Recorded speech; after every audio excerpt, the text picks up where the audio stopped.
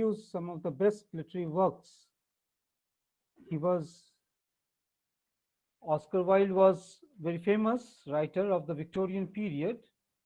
From 1854 to 1900, he survived, and within the span of these few years, 46 years of his life, he contributed some of the best literary works that English literature has ever produced.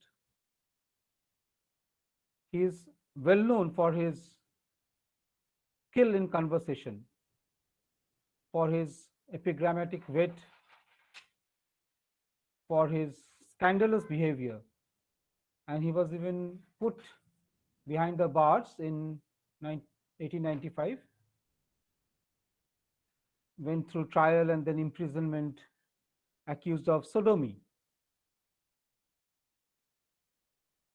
A brilliant writer par excellence, and he is associated nowadays with the famous Art for Arts movement. A brilliant writer whose cult like personality, tragic of course, influenced a generation of writers. And we must say that modernism was born in the hands of Oscar Wilde, especially in the last decade of the 19th century, that we usually call the age of decadence or the fin de siècle, the end of the century. So in this period, some of his best works were published. You must be aware of his superb comedy, The Importance of Being Earnest, and his work, a haunting novel, a gothic novel, The Picture of Dorian Gray, put Oscar Wilde among the best of the creative writers and thinkers of the age, as well as to the posterity. So he was an Irish person born in Dublin. His father was an author, mother was also an author. He got his education from the Trinity College, Dublin, and even won a scholarship there. So brilliant student. He was influenced by art historians like John Ruskin, Walter Pater. Walter Pater in the Victorian period was writing a lot on the Renaissance art. He was also influenced by the pre-Raphaelite brotherhood, especially of English poets and painters. He began to lead a life of an artist, and his works are also related to his life as an artist, exquisitely carved, cultivated, and also brilliant, made to sparkle. So his works defy any kind of conservative, orthodoxical view of the world. He is always writing against orthodoxy and social conventions. His presence in the literary scenario was that of a flamboyant, iconoclast, bohemian, as well as theatrical writer. He published his first collection of poems way back in 1881, and to this he comes very close to the works of John Keats. You remember John Keats, a romantic poet, much influenced by contemporary Swinburne, Victorian pre-Raphaelite poet. Pater and pre-Raphaelites, they all influenced the making of Oscar Wilde. He even traveled wide to America and Europe, and also lectured, toured. So he had only his genius to show off. And he was, of course, an unacclaimed leader of the aesthetic movement, rallying around the dictum, art for art's sake. That means art has its aesthetic dimension. It has its own space, as Kant has stated on aesthetics, that it has its own place of existence. Beyond the realm of, say, social existence, material existence, art also has its own aesthetic existence. That is art for art's sake. It is not devoid of the social picture. Of course, Oscar Wilde is steeped in society. His works also reflect a true picture of society. Art for art's sake is a movement that promotes the aesthetics of art, the artifice of art to a higher level.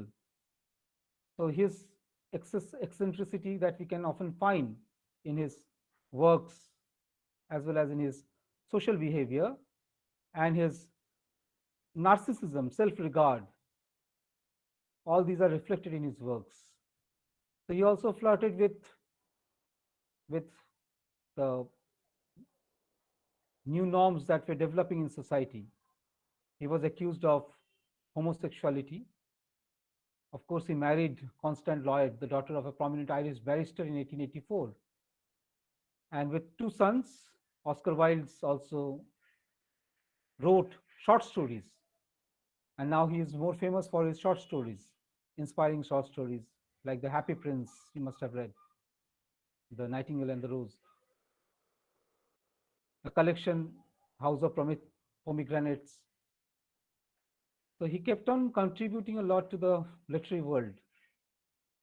His famous novel, The Picture of Dorian Gray, appeared first in Lippincott's magazine in 1890.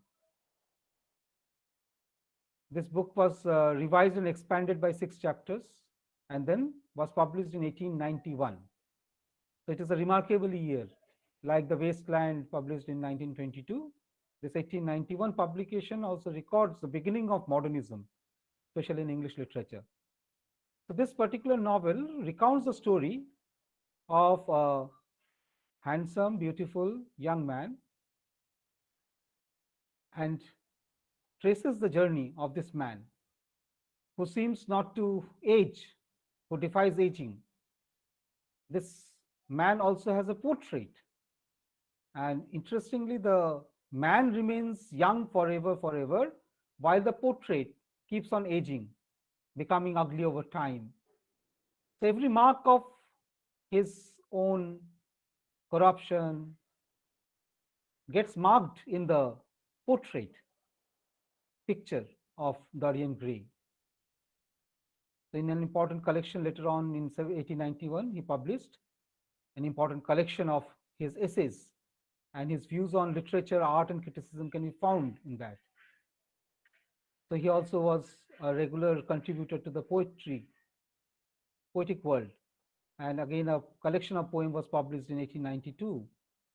So he wanted his entire literary career to succeed, even on the stage.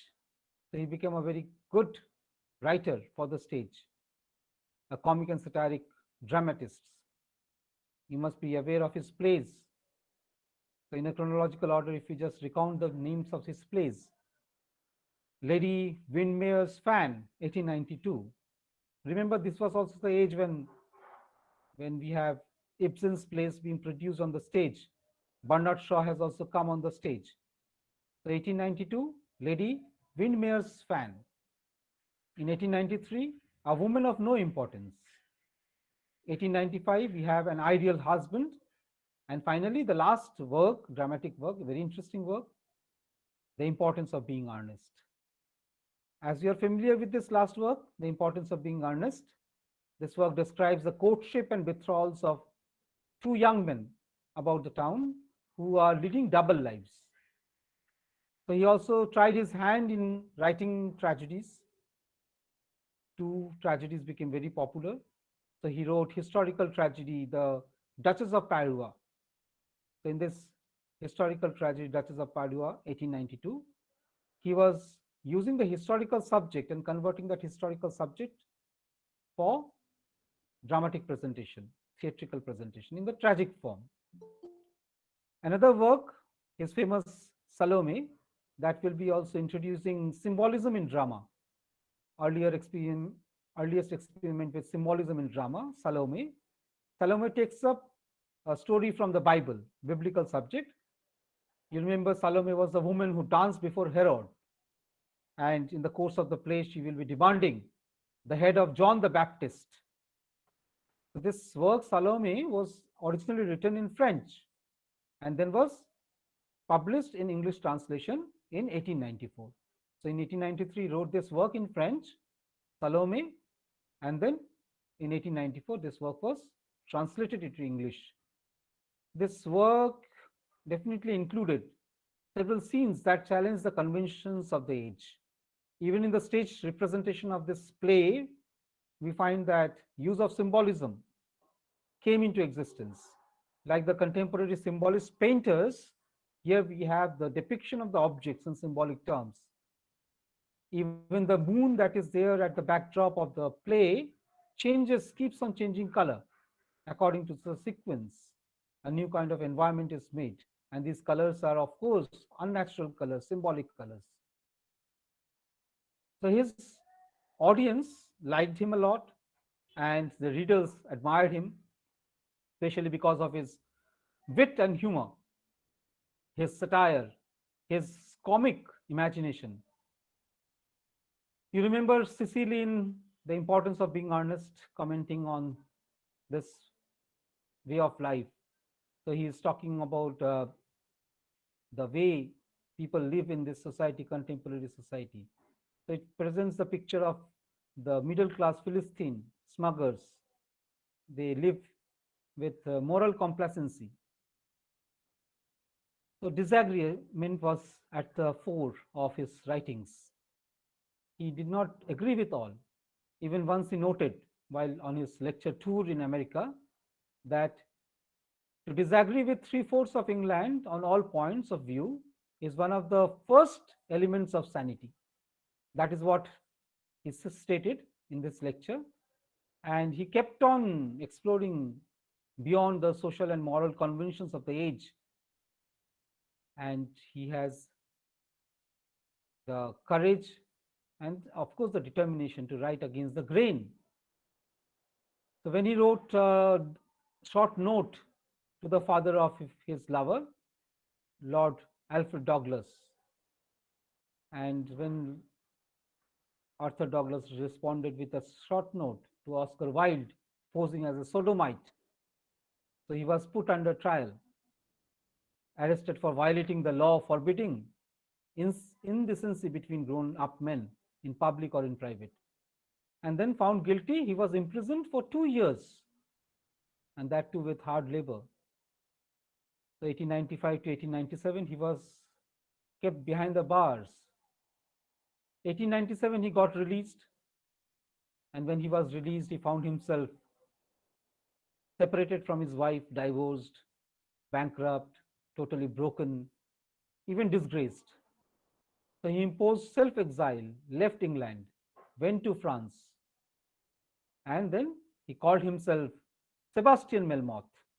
Sebastian, after the Christian martyr, who was killed in the early 4th century, Rome. Melmoth, the doomed hero of Charles Maturin's 1820 Gothic novel, Melmoth the Wanderer. He spent the entire life, rest of his life, few years he had with him to live. So he spent the last 3 years of his life as an exile in Europe. He was trying to write or reorganize himself as a writer in exile. And his famous The Ballad of Reading Gaol was published in 1898 that recounts his painful experience in the prison for a silly offense, and an offense that was committed not in duress. He was punished for 2 long years in prison. So in Paris, he died in 1900. So he once commented that had I survived, if I were to survive into the 20th century, it would be more than the English people could bear. So out of the depth, the last words of the first two words of the Latin version of Sam, De Profundis, Profundis, was a book-length letter to reproach to Lord Alfred and a personal testament that was posthumously published. So De Profundis, Profundis was posthumously published in 1905. So this work is a long letter, epistolary and autobiographical. His self-judgment in the text is unsparing. So terrible was what the world did to me. What I did to myself was far more terrible still. This was Oscar Wilde. So he lived a life in pain, agonized. In the preface to Dorian Gray, the text that we are going to read today, Wilde sketches his position on art and morality in a sequence of aphorisms. A series of aphorisms are used. Authentic artists, says Wilde, concerns themselves with style and form, with the adroit handling of the artistic medium and the shaping of beautiful works. He also comments on morality. For Oscar Wilde, morality, human morality, is not a matter of artist or writer's message. So this is what makes art for art's sake, separated from the social, moral, ethical world order. So he says that the task of the artist is not to write morals. So morality is not a matter of an artist's or writer's message.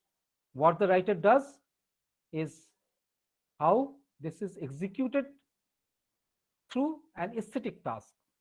So art is aesthetic, how the aesthetic task is performed by the writer.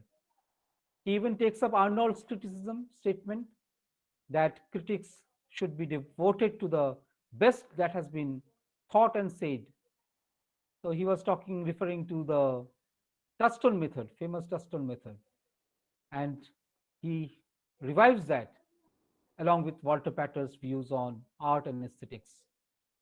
He comes to the conclusion that art is ultimately formal and stylistic rather than moral or ethical.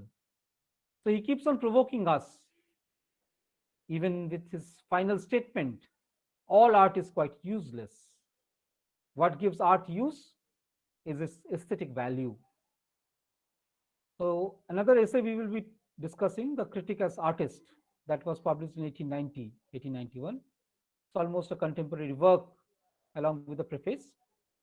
It is also a pointed dialogue on the nature of and relationship between arts and criticism. He kept on expanding, developing the claims. So in this, he celebrates the right to criticize. Okay, criticism has its own right, but asserts and praises the superiority of criticism over creative or primary literary and artistic work. So critic as an artist, that is where he is focusing on. According to Oscar Wilde, even the critic has a serious work to do, and they are more artistic, self-conscious. They must look at style, form, and our craft, literature as a craft. So he is anti-romantic in this sense because he takes up the neoclassical principles of literary criticism, and he is also ahistorical, anti-historical in his approach to the study of literary text. This makes his reading of history very interesting. So criticism, according to Oscar Wilde, is far more fascinating than history. So this is his celebrated comment. Criticism is more fascinating than history because criticism is concerned simply with oneself. So it is, according to Oscar Wilde, a type of impressionism, a type of self-subjective autobiography. So here he comes very close to romantic approach to art and literature. But by placing the form, the style, the aesthetics to prominence, he comes closer to neoclassical artists. So we have a bridging of the neoclassical aesthetics with romantic aesthetics in the works of Oscar Wilde. Oscar Wilde, the creative critic, the creative artist, must be taken into account as a whole. So he qualifies in such positions and regards criticism as the highest and the purest form of personal expression, personal impression, personal creativity. Criticism, therefore, according to Oscar Wilde, is more creative than artistic creation. So he's an original thinker. What we find that the entire Victorian literature does not say all these things. He takes up his influences from the English authors as well as French authors, especially Gautier, Théophile Gautier, the novelist, Karl Huysmans, Baudelaire, and Walter Pater. Even the concept of art for art's sake is not an original one. It was first proposed by Théophile Gautier in the preface to Mademoiselle de Maupin, 1835, way back, where he talks about the importance of art. According to Gautier, things are beautiful in inverse proportion to their usefulness. I repeat, things are beautiful in inverse proportion to their usefulness. So Wilde will also be using the same theory of art. So his ironical, paradoxical way of analyzing this can be seen in the preface to the picture of the Dorian Gray. His aphoristic style, epigrammatic language, argumentative, and also assertive sentences, quite compelling and very witty, place him among the best of critics, minimalist. Okay, in few words, they can express much more. And his critical works have this artistic dimension. Literary critics usually are regarded as drab theorists of literature, but here we have a theorist of literature combining criticism to perfection of entertainment as well as critique, knowing the fundamental basis of human knowledge and understanding. His influence is widespread. He has been influencing various writers like Northrop Frye. Northrop Frye is famous for his imagery criticism, for archetypal criticism. He has also influenced Harold Bloom. Harold Bloom, you know, is influential critic of the 20th century, more famous for his theory of anxiety of influence. So Frye's creation and recreation was influenced by him. Wilde, as a theorist of imagination, can be compared to William Blake, the revolutionary painter of the Romantic period or pre-Romantic period. Like great romantic writers Shelley, or say American transcendentalist writer Emerson, we have Wilde giving artists the possibility of structuring life with the aesthetic of art. Okay, giving structure to life through the power of their vision, through the aesthetics of art. What is nature? Wilde once stated, nature is actually our creation. Things are because we see them. The entire nature, as seen in the Romantic period, was external as well as internal, but seen through the subjectivity, through the consciousness. What Wilde says that nature is our creation. Okay, we are seeing things, and what we see creates the culture of understanding nature. Therefore, nature is our creation. So, critical inquiry is, according to Oscar Wilde, is not the quest for truth. Critical inquiry is rather a mode of interpretation, hermeneutics, or rather even a series of misinterpretation or even misreadings. So misrepresentations and misreadings, these two words were taken later on by Harold Bloom in the book called Anxiety of Influence, where he says that every parent poem is rewritten through an act of misinterpretation and misreading by a new poet. And therefore, there is a misreading of the previous parent poem by a new writer, because the writer always writes under the anxiety of influence. And this cue was given by Oscar Wilde. So he is full of contradictions. Okay, because he says that this is not the task of the artist to be perfect. Perfection is not the hallmark of artists. Rather, experiment, interpret, analyze, innovate, work on with style, push the words to the last logical conclusion, and work on with the style to make the artifice, stylistic, aesthetic, useful or useless thing. So we need to interpret the world, and the interpretation might turn into misinterpretation. And with this view, he wrote his famous preface to the picture of Dorian Gray. So in order to understand the picture of Dorian Gray, we must know a bit about the storyline of this work. Are you familiar with this picture of Dorian Gray? Yes, I hope you're not familiar. So it is a full-length Gothic novel, a philosophical novel written by Oscar Wilde. It was published way back in July 1890. I referred to that issue of Lippincott Monthly Magazine. Even before the publication of this novel, the editor of this magazine was was suspecting that this work might turn into a cause of censorship. So he deleted some 500 words without the author's knowledge, without Wilde's knowledge. And despite this censorship, when the work was published, The Picture of Dorian Gray offended the moral sensibility of the British book reviewers. Some of these critics or reviewers said that Oscar Wilde merited prosecution for violating the basic laws guiding public morality. So this was the first accusation made against him, that his works offended, The Picture of Dorian Gray offended the moral sensibility of the age, and he therefore merited prosecution for violating the laws guarding public morality. So Wilde was aggressive. He was trying to defend his novel as well as the art.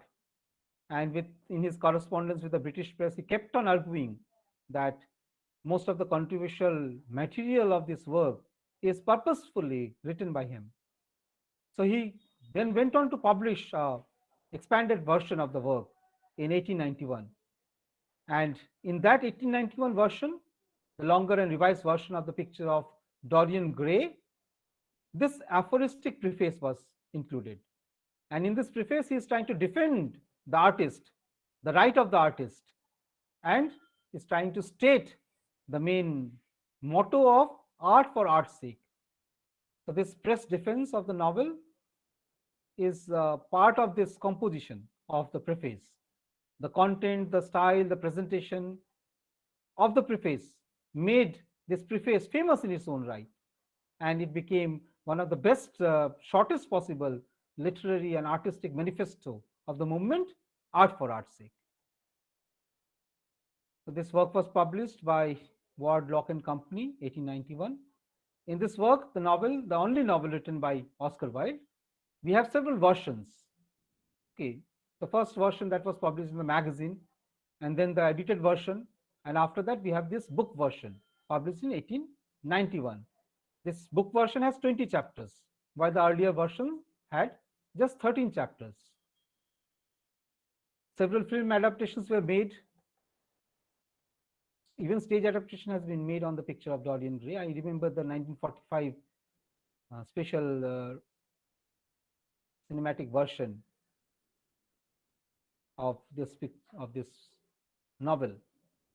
So this novel contains a full-length portrait in oil by Basil Halliwell, so an artist who is impressed and infatuated by Dorian's beauty. So this artist, Basil Hallward, he believes that Dorian's beauty is responsible for the new mood in the art as a painter. So he keeps this, and we have the aristocratic hedonistic worldview. The beauty and sensual fulfillment are the only things that are worth pursuing. So after understanding that his beauty will fade, Dorian expresses his desire to sell his soul. We remember in Dr. Faustus has sold his soul. So here we have Dorian expressing his desire to sell his soul to ensure that the picture rather than he will age and fade. Almost surreal, okay, Gothic type of work where we have the picture gradually aging and fading rather than the person himself. So the wish is granted, and then Dorian pursues his life of luxury, a libertine life, varied amoral experiences, while staying young and beautiful forever. All the while, what happens? The portrait keeps on aging and recording every sin that he has done. The world is a beautiful world depicted at the beginning of the novel. We have the Victorian England, where Lord Henry Wotton, an opinionated man, is observing the sensitive artist Basil Hallward painting the portrait of Dorian Gray. Dorian Gray is a handsome young man and becomes the muse of Basil's painting. So while sitting for the painting, Dorian listens to Lord Henry espousing his hedonistic worldview and begins to think that beauty is the only aspect of life worth pursuing, promoting Dorian to wish that his portrait would age instead of himself. So under this hedonistic influence of Lord Henry, Dorian gradually fully explores his sensuality. He discovers the actress Sybil Vaughan, who performs Shakespeare's play in a dingy working class theatre. Dorian approaches and courts her and, of course, proposes marriage. Sybil calls him Prince Charming and swoons with the happiness of being loved. But she is not allowed by her brother, James. So Prince Charming will harm her and murder her. So this is a storyline, and we have the development of the person, the aging of the portrait, and different characters are presented. Towards the end of the novel, we find that the confession of all the wrongdoings is done, and then Dorian decides to destroy the last vestige of his conscience, the only piece of evidence that remains of his crime. And therefore, in a rage, what he does, he takes a knife with which he murders Basil Hallward and then goes on to stab the picture. The servant of the house awakened on hearing a cry from the locked room. On the street, a passerby who heard the cry calls the police, and then the locked room, the servant finds this man stabbed in the heart, the figure withered, decrepit figure portrait placed, and then the disfigured corpse is identified, and we know that this person is Dorian Gray himself, lying beside the portrait. Okay, and now the portrait, interestingly, in a surreal way, in a dreamlike Gothic manner, returns back to its former appearance of beauty. This is a storyline. Based on this storyline, we will have a novel published in 1891, The Picture of the Dorian Gray. So I will be sharing with you the essay so that you can, with me, read the essay. And it requires a very close reading, just one page of criticism and worth reading. So we will read together and try to understand the meaning. Preface to The Picture of Dorian Gray. So I will read this very slow and try to understand, interpret the lines. First, the artist is the creator of beautiful things. Okay, this is the first expression, statement on art, art for art's sake. Artist, the word art comes from artifice, artificial. So artist is the maker, creator, but of artificial things, of beautiful things. This is the opening statement. The word nature, that natural propensity of the artist to express in a spontaneous way is totally denied in the opening expression. Rather, artist is like a craftsman who is capable of creating beautiful things. To reveal art and conceal the artist is art's claim. So again, that's a statement or manifesto on art for art's sake. What is the purpose of art? The purpose of art is to conceal the artist. Okay, and to expose, to reveal, to present, to foreground the art. To reveal art and conceal the artist is art's aim. So we have anti or a kind of statement that goes against the romantic definition of art. You remember William Wordsworth in Preface to Lyrical Ballads talking about spontaneous overflow of powerful feeling that takes its origin from emotion recollected in tranquility. In short, the purpose of art is to express the emotion, the feeling of the artist. So the feeling that is spontaneously expressed through art takes its origin, according to Wordsworth, in emotion recollected in tranquility. So what the artist does is to manifest, to produce the subjective consciousfulness through the work of art. On the other hand, what is Oscar Wilde saying? The purpose of art is not to express the artist. It is not an expression of the subjectivity of the artist. Rather, it is an objective act of creativity where the main purpose, the sole purpose, is to reveal the art rather than the artist. And this expression of art makes this movement art for art's sake. Art is not for poet's sake, art is not for morality's sake, art is not for society's sake. So it also curtails the responsibility of the artist. Responsibility of the artist. So someone in the 20th century said that Oscar Wilde is denying the artist his social purpose in society. That is what he is saying, that the artist is not an ideologue. He does not preach things to the audience, to the readers. Art is not a manifestation of the personal views of the writer. Rather, it is having an existence of its own. And it is the art that must be revealed rather than the poet, the artist. So the concealment of artist, so I just use the word concealment rather than revelation of artist. Concealment of artist and the manufacture of art, art as a thing, as a created beautiful thing, is the center core of this art for art's sake movement. So art comes very close to craft in Oscar Wilde's words, but a craft that is more creative, because in case of craft we have the utilitarian value, usefulness. Say a potter makes a pot, that pot is used, and if a pot is made with a hole at the bottom, the purpose of pot will not be served. Therefore, the usefulness of craft is replaced by the uselessness of art. So we are going back to the same claim of Plato, who said that the art that is there is useless because it is creative as well as imaginative. It creates a world that is false by making a copy of a copy. So I refer to the example of table given by Plato.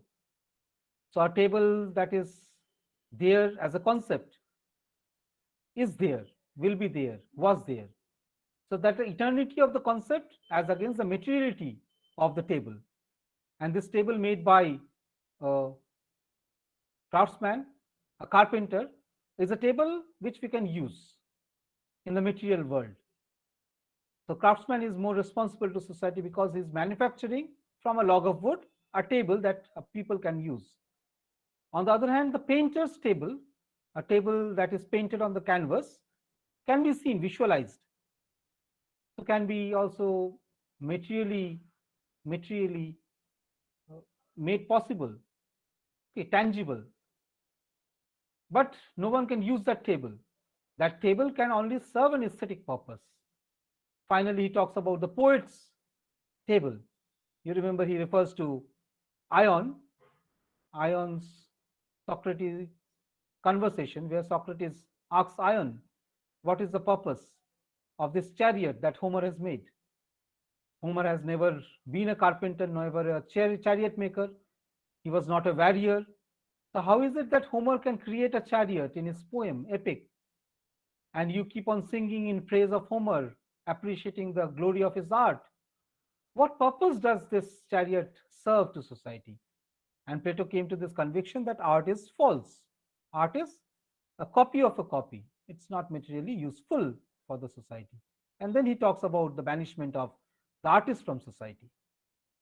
So uselessness of art and uselessness of artists, both are shown by Plato.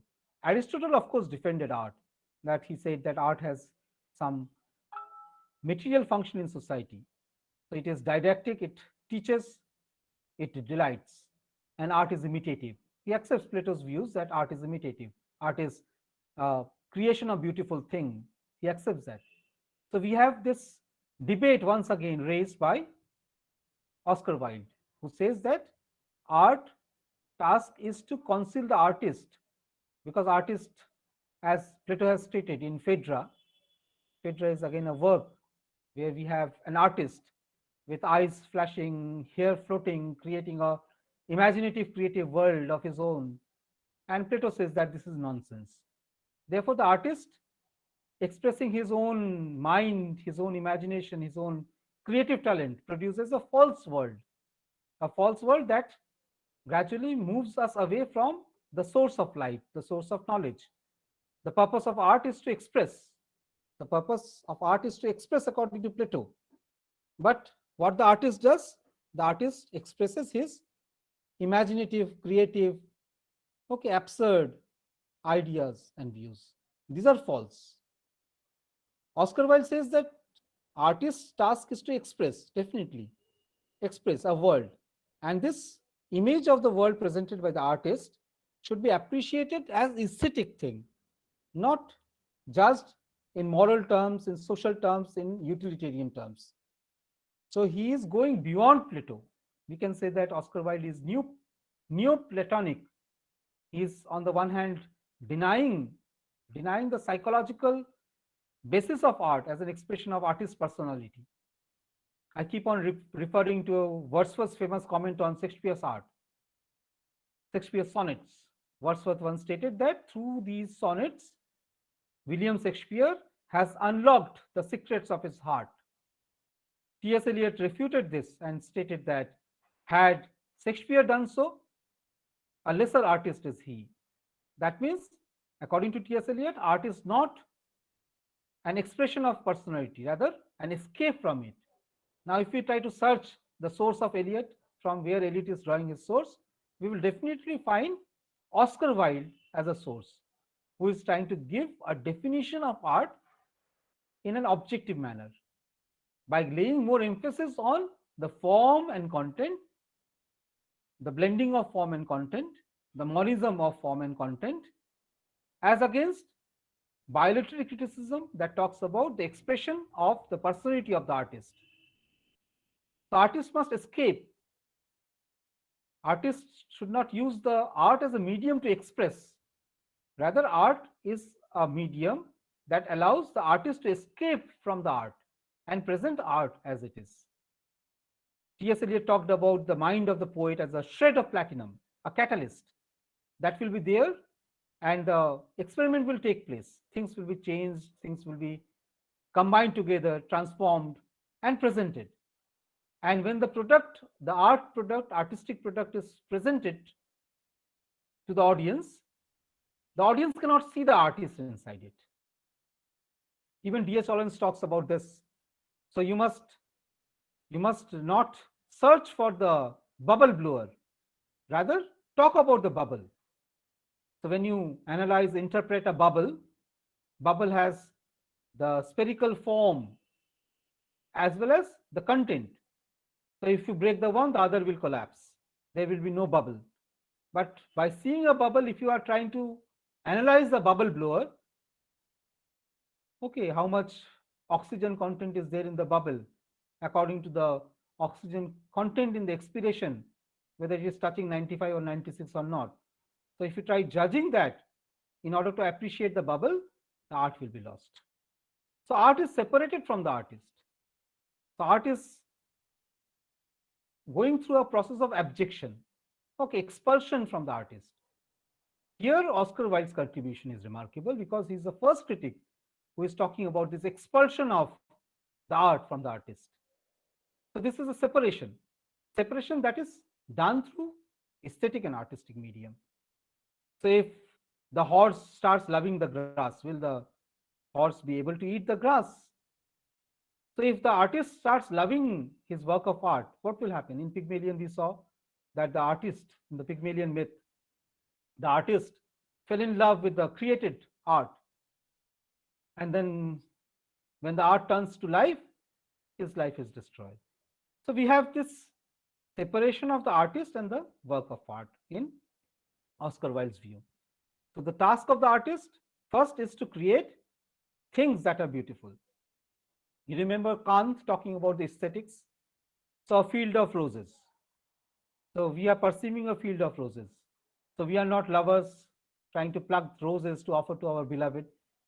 Neither are we botanists trying to anatomize the flower.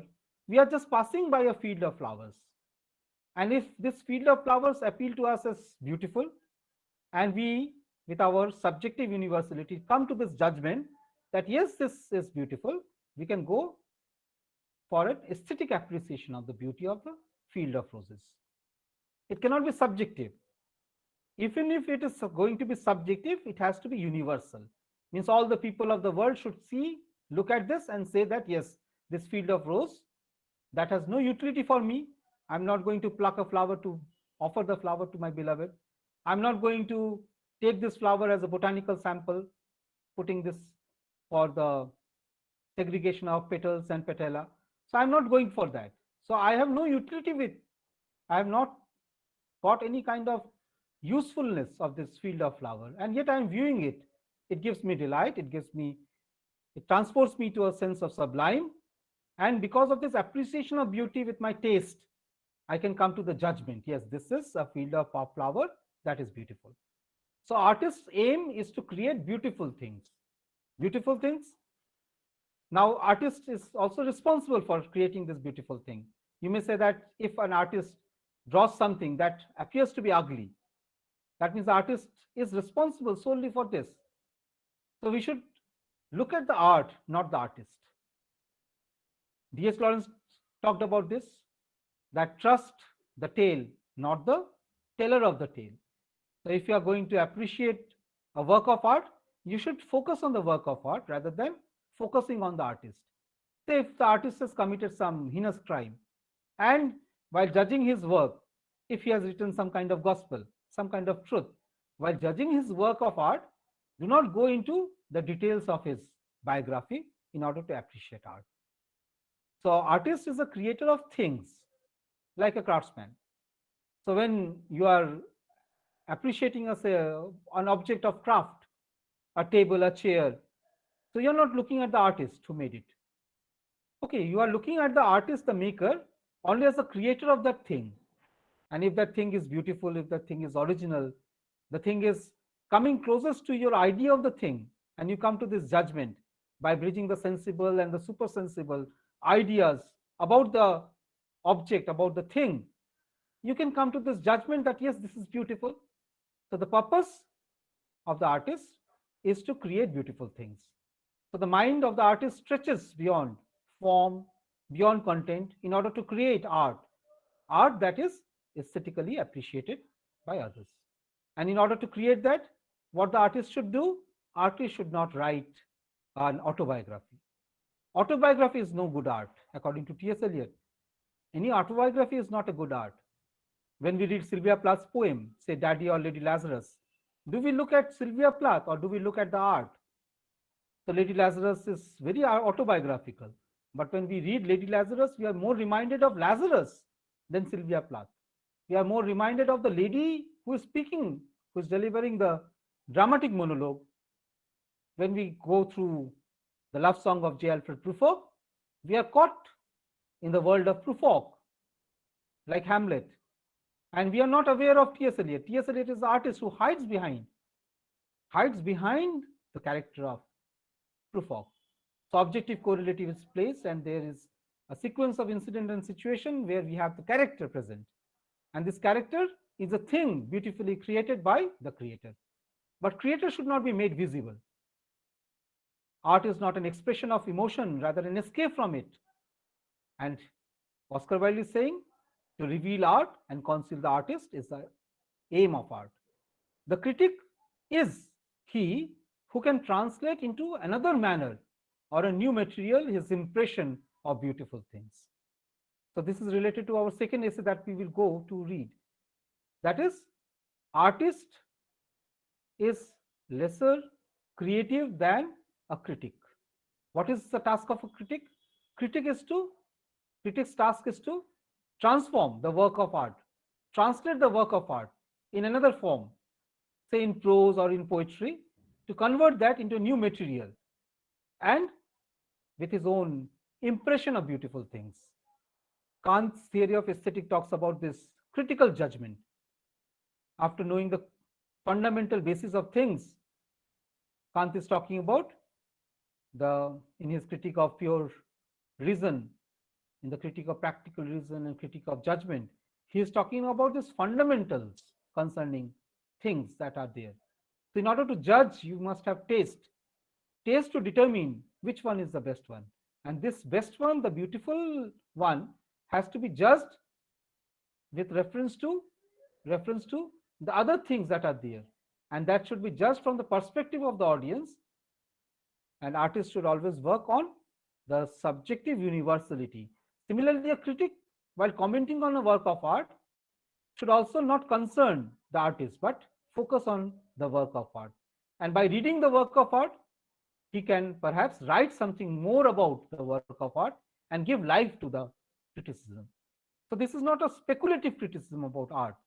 We understand that poetry, the act of reading poetry, is filling the blank space that is all around the printed word that is there in poetry. In order to understand poetry, we have to devote a lot of time. We have to keep on reading poem again and again. So we have to fill the blank spaces around the printed image that we find in poetry. Dominic Head, in his famous book, The Modernist Short Story, talks about the art of reading a short story. Again, short story is a very compressed form, suggestive form, symbolic form, highly structured. So Dominic Head says the art of reading a short story is like filling in the gaps in between the narrative hints. Whatever narrative hints are given, the task of the critic or the reader is to fill in the gaps in between the narrative hints. And when you write your reading of the text, you become a critic. And what is the task of the critic? The critic's task is to translate into another language, into another manner, or in another new material, whatever his or her impression of the thing that is presented in the work of art, in literature or in art, whatever the impression he has on the beautiful. So critic is more subjective because he's imprinting his impression on that particular work. But remember, even when the critic is writing about his impression, the critic should be aware, according to T.S. Eliot, about the mind of Europe. Okay, how the people of Europe are looking at that work of art. Therefore, you cannot say something that does not belong to the general taste of audience. But you are creative because you are also talking about your self understanding of the art, whatever impression it has on your mind, on your intellect. So this is a continuation of Impressionism. Impressionism, you remember, is a movement in art that worked on the patterning or co-painting side by side, the dark and the light, the bright and the dark shades of color. So that from the audience perspective, we have a gray zone in between the colors. So when the bright and the light color strokes are put together in a work of art, from the audience perspective, we have an impression. Whatever impression an art object has on the mind of a critic, when it is written in another word, it becomes artistic creation, according to Oscar Wilde. Therefore, criticism is also creative, like art. So both are the creators of beautiful things, the critic and the artist. Both conceal the critic or the artist. Okay, it is not subjective, but while criticism talks about the impression of that particular work of art on the mind of the artist, in case of art is totally abjected, separated, expelled from the artist, and it has its autonomous self-existence. Therefore, art for art's sake. So art has its power to exist in the aesthetic realm, according to Kant. Kant, in his famous Critique, talks about this. Even in his first essay on the aesthetics of art, he talks about this. Art has this power to exist independently, autonomously in the aesthetic realm, and can be a subject of study, a proper study, critical study, without the presence of the artist in it. So Oscar Wilde is therefore carrying forward the same tradition. It has also very close similarity with the French symbolic movement, 1870s to 1890, the French symbolic poetry, and even the works of Baudelaire can be seen in the works of Oscar Wilde. So in symbolic art also, much of the interpretation, much of the meaning depends on the reader or the audience. According to Arthur Simons, what are words themselves but symbols? Whenever the word crosses or transcends its literal, material, semantic, syntactical range and becomes something else, something new, something more, it turns into a symbol. And this symbolic interpretation depends on the perception of the critic or the audience. So when the audience or the critic writes down that impression, it becomes a work of criticism. Therefore, both art and criticism, the act of artist and a critic, the art and criticism both are elevated to the higher level, higher intellectual level of aesthetics in this particular preface. Now he talks about the highest and the lowest form of criticism. So what is the highest? The highest as the lowest form of criticism. Okay, bathos, he's using bathos, paradoxical statement. The highest as the lowest form of criticism is a mode of autobiography. Yeah, I think that there must be a knocking at the gate, and that knocking actually disturbed me, and therefore I say that Shakespeare created some kind of sensation. When the porter came, he started his drunken brawl, and it is not true to the situation. The porter should be very serious because he's talking to the seniors, to his ministers, to the ministers, to the guests. So because I feel that this porter should not behave thus, therefore Shakespeare is a bad artist. So this is a bad criticism. Another form of criticism is that you take your autobiography, you place yourself in 2020 and find yourself in a pandemic situation, and then you start analyzing a text that was written some time ago where there is no relationship with pandemic, and then comment on the text with reference to the contemporary situation. So it becomes a wrong reading, misreading. The more the critic is autobiographical, talks about the self, I feel, I like, I do this, the more the criticism will falter, according to Oscar Wilde. So the lowest form of criticism is autobiography. Okay. Those who find ugly meaning in beautiful things are corrupt without being charming. This is a fault. So in beautiful things, art is beautiful. Even in beautiful things, if you keep on searching for ugly meanings. Oscar Wilde was famous for his innuendos, witticism, and comments, critical comments. So whenever you try to find out some meaning that is ugly in beautiful things, so you become an artist, a critic at fault. So highest as the lowest form of criticism is the mode of autobiography. Those who find ugly meanings or interpret things in their own subjective manner and try to trace ugly meanings, bad meanings in things that are beautiful are corrupt without their being charming. So this corruption is autobiographical corruption of the critic, personal corruption of the critic. So his own affective fallacy or intentional fallacy. Later on, new critics, American new critics, are talking about these two fallacies in the mode of criticism: affective fallacy and intentional fallacy. These things are bad for criticism. So with the fallacy, with the prejudice, with your pride, if the writer comments something on a work and finds ugly meanings, therefore the artist is criticized not because of his fault or her fault, but he is criticized because the critic has a corruption, okay, and no charm is there. That is the fault of the artist, according to fault of the critic, according to Oscar Wilde. Those who find beautiful meanings in beautiful things are cultivated. So this is a point of view that Oscar Wilde is saying. So this is aggravating his narcissism and his own desire to be at the center of aesthetics as a creator of beautiful things. So he wants the critics also to be creative, imaginative, understand the art irrespective of the artist, and find beautiful meanings in beautiful things. That means all art, in the first sentence he has stated, all art is beautiful. Okay, man-made, neutral, natural, human being has made something with the artifice, the artist created as beautiful things. So anything that is related to this beautiful thing has to be beautiful. So beautiful meanings mean, according to Oscar Wilde, beautiful meanings refer to objective understanding of the beautiful thing rather than subjective misunderstanding of the beautiful thing. So subjective misunderstanding of the beautiful thing can lead to a faulty reading of the text. So those who can find real meaning, truthful meaning, absolute meaning, because beauty is truth, truth beautiful, as Keats has stated. If someone is capable of finding that truth in the beautiful meanings, in the beautiful things, the critic becomes cultivated.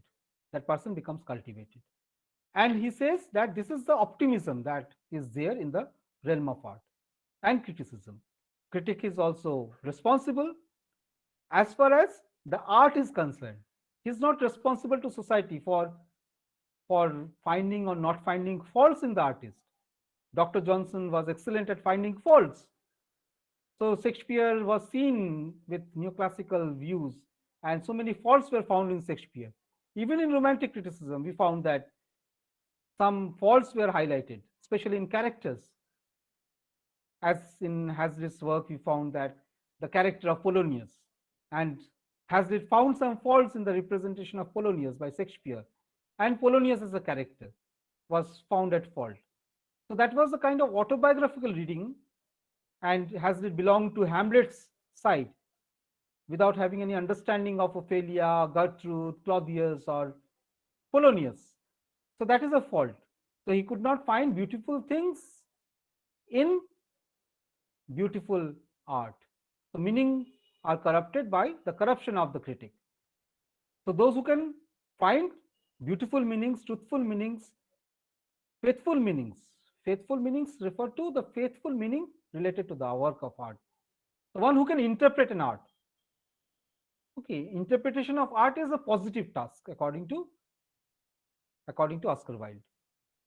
Okay, it is a creative task. Even the interpretation, according to Schleiermacher, you remember hermeneutics, he is talking about hermeneutics, interpretation. He takes a Bible, the biblical study, and tries to relate the layers and says that there can be different psychological reading, historical reading, and through this, the main purpose has to be the analysis of art, analysis of meaning, multifaceted, multifold, multi-layered. Meaning should be analyzed. So any kind of meaning that is purposeful to the text, okay, not useless, purposeful to the text, is focused on the text rather than the artist, is capable of finding beautiful meaning in that art, work of art, has to be a positive criticism. So this optimism is also related to art for art's sake. Although Nietzsche's concept is closely related to this, a kind of purification, washing machine type of approach to the work of art. So he's also talking, Nietzsche is talking about dance, okay, dance, madness, relating that to the Dionysiac rituals. He's referring to music, dance to the Dionysiac rituals, and art or poetry or literature to the Apollonian instinct. And then he's talking about the purification of the art. Oscar Wilde is also talking about the purification of art, that is aesthetic representation of reality. Art is an aesthetic representation of reality. It is not an aesthetic representation of the personality of the poet or the artist, rather an aesthetic, objective creation of beautiful things. So we have this comment, they are the elect of whom beautiful things mean only beauty. So elevating art to the highest standard, that was Oscar Wilde's task. So they are the critics, those who can find beautiful meanings in beautiful things, are the elected ones to whom beautiful things mean only beauty. Okay, do you think that this beauty coexists with the ugly? Remember what Aristotle talks about in Poetics. The imitation of the beautiful is the tragic. The imitation of the ludicrous, the ugly, the odious is the comic. Comedy is an imitation of the ludicrous, the ridiculous, the ugly, but not causing pain. That is a twofold classification made by Aristotle. Oscar Wilde is simply demolishing Aristotle. to this statement. In his the word beauty is contained everything. Okay, what everything? Everything that the art produces. So art is capable of creating something. Art is not God's creation. Rather, it is a second type of creation, as Coleridge has stated in his famous definition of secondary imagination. So what does a poet do? Poet has the power of secondary imagination, while primary imagination is there in one and all, the way we can understand the world and recognize the infinite I am. That is the power to understand the world, interpret the world. I am. But secondary imagination is something more than that power. It dissolves, diffuses, dissipates in order to recreate. The secondary imagination has the power to diffuse, dissolve, dissipate in order to recreate something. This recreation, according to Oscar Wilde, is artificial. So it is not natural. It's not spontaneous recreation of natural thing. So art survives because art is artificial. Okay, it is created, man-made, human-made. While nature is their nature. John Keats also talks about nature. What is nature? What is imagination? It is like a leaf that is coming out of a tree. So imagination is like a leaf that is coming out of the tree. While our imagination, human imagination, that works on the fancy, the fanciful, is not imagination at all, according to Keats, because fancy cannot cheat so well as she is famed to do deceiving else. So any kind of imagination that is false is not beautiful, according to John Keats. So in his letter to his brother, he is writing about the uncertainty principle that lies at the core of art. An artist is unable to resolve the mysteries of the world. If the artist can resolve the mysteries of the world, the artist will be able to create nature. But artist cannot create nature. At most, what the artist can do is to remain in a state of mystery, perpetual mystery, can have the power to create, can have the power to destroy artificial things, beautiful things. Therefore, he comes to the conclusion in Ode on a Grecian Urn, on the basis of the imprints on this Grecian urn, Sylvan historian, a historian that records things, where he finds that everything is fixed in a moment of stasis. And in this moment of stasis, he finds beauty is truth, truth beauty. But this truth and beauty that is fixed in the Grecian urn, in John Keats's poem, is again artificial creation, okay, imprinted on the urn. It is not like the natural song of the nightingale. Okay, if you compare the song of the nightingale vis-a-vis the song written by the poet, Ode to a Nightingale, you can find the difference. While the song of the nightingale is, of course, a natural one. Song of the nightingale, of course, is a natural one. While the song that the poet hears in Song of Ode to a Nightingale is an artificial one. The poem that is written is an artificial one. The poem is a beautiful thing, and a task of a critic is to find beauty in the beautiful thing, to find beautiful meaning in the beautiful thing. And if you start reading this Ode to a Nightingale with reference to Keats's biography, autobiography, and says that this is Keats suffering from tuberculosis, the beloved has left him, his brother is just dead, and he is sitting there under a plum tree listening to the song of Nightingale. And then he had this urgency to escape, to die, suicidal wish, and escape into the world of Nightingale to just escape the pain. So that will be a wrong reading of the poem. You are finding ugly thing, okay, the life story of the poet in the work of art. Thereby, Oscar Wilde is trying to differentiate the work of art and the artist. So he is saying that the critic who is able to find beautiful meanings in beautiful things are the cultivated one. Okay, for whom beauty is beauty. Okay, when they will talk about the poem, they will talk about the poem, not about the mind of the poet. Even I.A. Richards, a famous formal critic, practical criticism was a form of mode of criticism introduced by I.A. Richards in his famous book Practical Criticism. Even I. Richards talks about sense, feeling, tone, and intention. And you know about this: sense, feeling, tone, intention. But these four should be related not to the biography of the writer, but to the creator. Creator, with what sense that poem is written, what is the tone of the poem, what is the feeling generated to the poem, and what is the intention, not of the person, but of the creator. Okay, if you start reading the intention of the creator with reference to the autobiography, you may or may not start finding fault in the work. But the work of art or work of criticism, these are both devoid of the subjective reading. So neither is art created subjectively, according to Oscar Wilde, nor is the critic an artist who is creating something out of the work of art in a subjective manner. So both should remain objective. But now you say that the personality of the artist, does it not remain at the core of a work of art? Oscar Wilde is never denying that. Okay, the artist is there, but how many Shakespeare's do we find in his plays? So in his plays, we have Macbeth, King Lear, Hamlet, Cymbeline. So many different types of characters we have. We have male characters, we have female characters, we have old characters, we have young characters. So how many characters are Shakespeare? So we cannot keep on speculating that Shakespeare is this, Shakespeare is that. Shakespeare, the artist, must escape.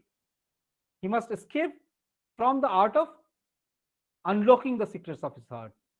And similarly, a critic should also be devoid of affective fallacy, intentional fallacy, and the act of finding faults, ugly things in the beautiful thing, according to Oscar Wilde. So there is no such thing as a moral or an immoral book. Very interesting comment. So in a book, what we find, there is nothing, no such thing as a moral or an immoral book. Books are either well written or badly written. That is all. Either these are created with reference to style, composition, form, structure, content. Either they are well written or they are badly written. So if you start judging, Kant, you remember, stated judgment. Judgment is not based on pure reason, neither is judgment based on practical reason.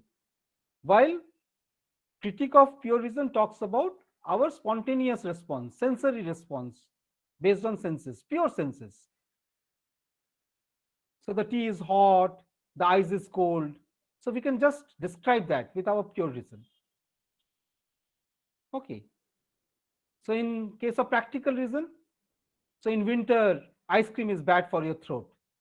So we have come through experience, through our practical reasoning, as because people who consumed ice cream during winter had a sore throat. Therefore, ice cream is bad in winter, ice cream is good in summer. So if we come to this conclusion, so ice cream contains sugar, and because of the sugar, we have the taste of ice cream. So we can judge tasting sugar, we can say that the sugar is sweet based on our gustatory sensation, taste sensation. We can say that sugar is sweet, but based on the pure reason, we can judge that sugar is good for a child. A child needs sugar candy because of energy requirement. The same sugar is not good for an elderly person or a person with diabetes. So we can come to this based on our practical reasoning. So this becomes ethical. Whether the sugar is good or bad depends on our ethical, practical reasoning. But while judging whether the sugar or the ice cream is beautiful or not, we are devoid of that primary sensation. We can understand, yes, sensorily, ice cream is cold, coffee is hot. We can understand that ice cream is, through our practical reason, that ice cream is good for summer, ice cream is bad for winter. Through our practical reasoning, we can come to this judgment. But when we have to appreciate whether the ice cream is beautiful or not, we have to come very close to our aesthetic judgment by separating us from ice cream. As my daughter likes ice cream, therefore ice cream is beautiful, I won't say. I should not say, that will be a wrong judgment. As my wife does not like ice cream, therefore ice cream is bad. I cannot say this. That will again be a wrong judgment. So this kind of judgment has to bridge sense with experience, with sensibility, and then with super sensible. And this bridging of the sensible and the super sensible can make us understand the work of art. So that aesthetic understanding that Kant introduced to the realm of art is once again revived by Oscar Wilde, but in his own style, where we have aphoristic statements. Aphorism is a figurative style of narration. Through his aphoristic statement, through his epigrammatic statement, we have Oscar Wilde making his observation. But the concept is almost the same. That subjective universality is there, but there the subject must separate himself because subject has become universal. And it is the beauty of the thing that should be appreciated in the work of art. So art is either written, good or bad. That is all. So now you can say that why this good and bad. These are two extreme forms. So we have to understand Hegel's dialectic of reasoning. So what is good? How will you reply? Hegel talks about this in Phenomenology of Spirit. How is good defined? Good is only defined in relation to the bad. Got it?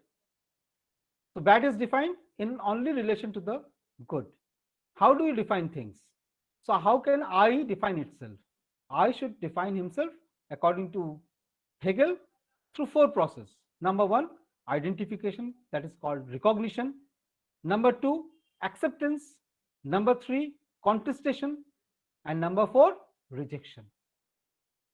Okay, I talk about these four layers. So any concept in order to survive, say good as a concept in order to survive, has to accept what is not good.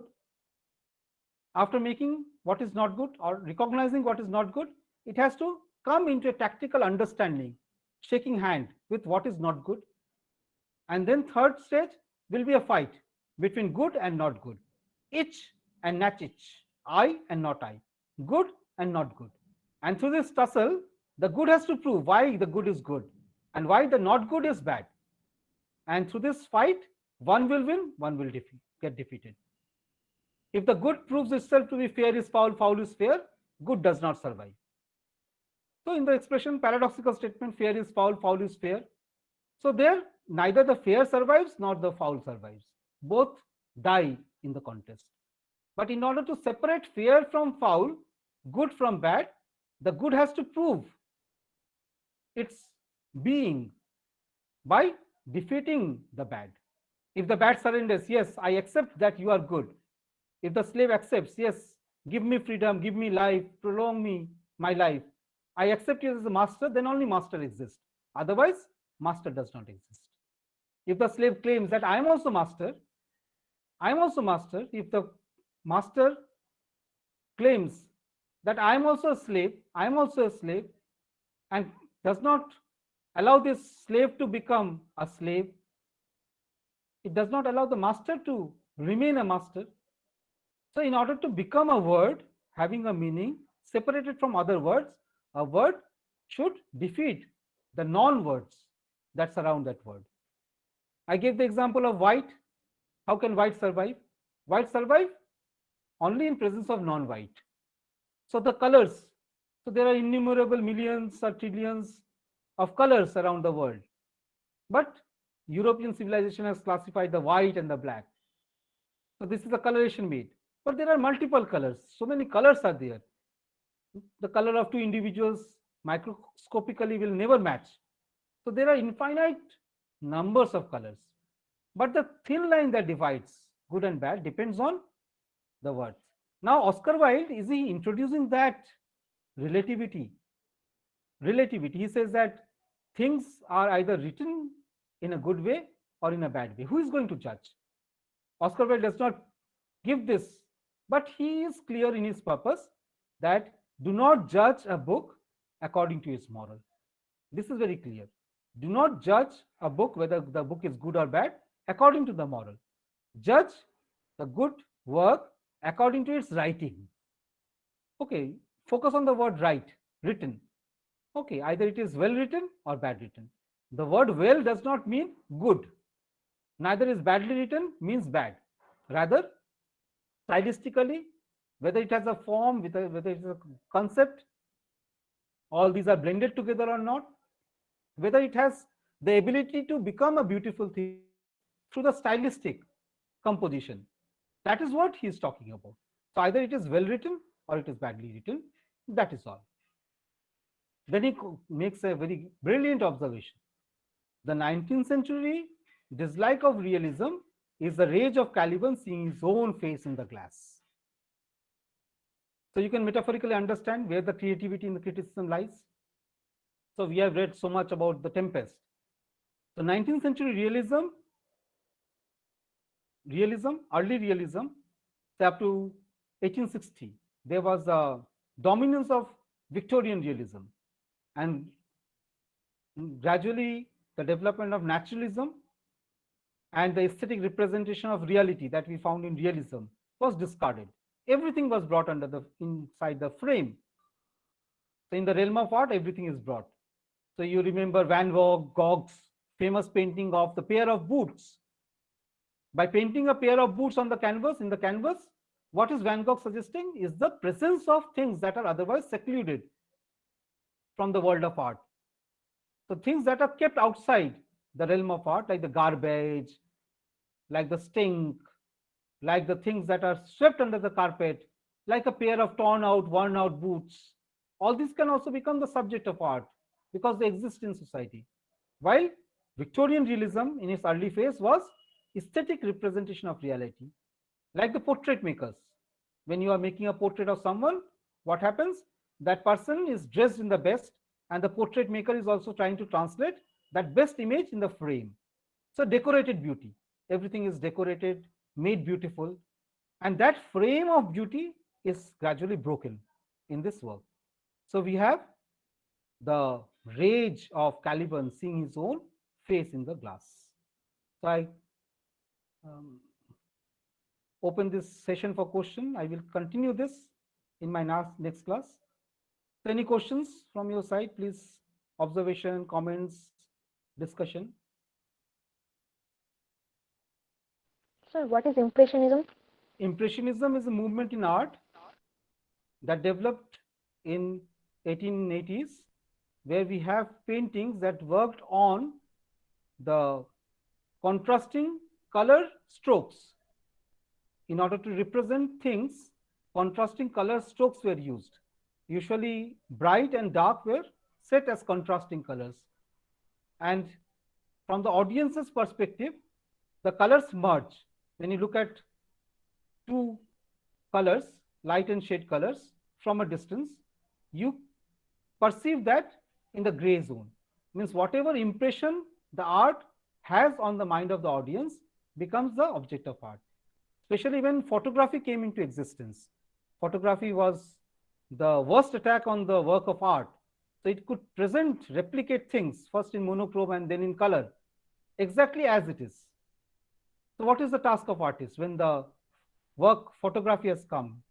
With photography, the realistic art came to an end. Okay, realistic art came to an end. And then they sought newer styles of art, formal structures of art. And in this case, Impressionism was a movement in art, especially in the works of Van Gogh. We have this use of strokes. Okay, colorful strokes, white, okay, bright strokes contrasted to dark strokes in order to impress on the mind of the audience the gray zone in between the strokes. So through the blending of the colors, we have the third color, okay, or infinite colors, and these colors are imprinted on the mind of the audience. The same thing can become with reference to the images that are presented. Say water, if you are painting water, and if you are using these strokes while painting the water blue and white, dark blue and white. So from the distance, what will happen? It will become light blue, and there will be a kind of vibration in the image, or say the ripples of water can be visible from a distance. Although the ripples are fixed, a painting is not a moving image, but from a distance you can see the ripples of water because of the blending of the two colors. This was Impressionism. So whatever imprint on the mind of the audience, viewer is there, makes the meaning of art possible. So when you apply this in the realm of art, it comes very close to Impressionism. So the task of critic is to read in between the lines. So line is also a printed image, and there is a blank white space in between the lines. And now if you try to read the meaning or interpret the beautiful meaning of the beautiful work with reference to the imprinted words vis-a-vis the blank space, reading in between the lines, if you can derive some beautiful meaning, you come very close to the idea of critic as a creative artist, in Oscar Wilde's words. This is the application of Impressionism in the art of criticism. Thank you very much. Thank you, sir. So I stop recording.